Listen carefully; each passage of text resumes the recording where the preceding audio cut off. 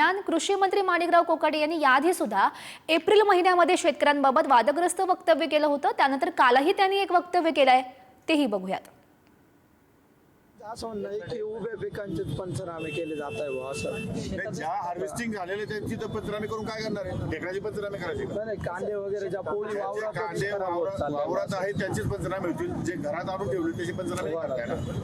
त्याचे पंचनामे करणं अवघड आहे, ते नियमात बसत नाही। कांदा काढून पडलेला आहे शेतामध्ये, जो काढून पडला आहे शेतात कांदा असेल तर त्याची पंचनामे करा। शेतात जे काही पिकं असतील त्याचे पंचनामे रीतसर होतील। मला एक सांगा, आता हे मीडिया चालू आहे, मीडिया असं बोलत नाही। तुम्हाला कर्जमाफी झाल्यानंतर जे पैसे येतात त्या पैशात काय करता तुम्ही? शेतीमध्ये गुंतवणूक आहे 1 रुपयाच तरी?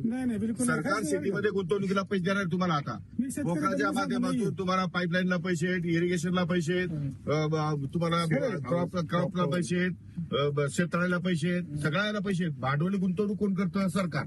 शेतकरी करतं का?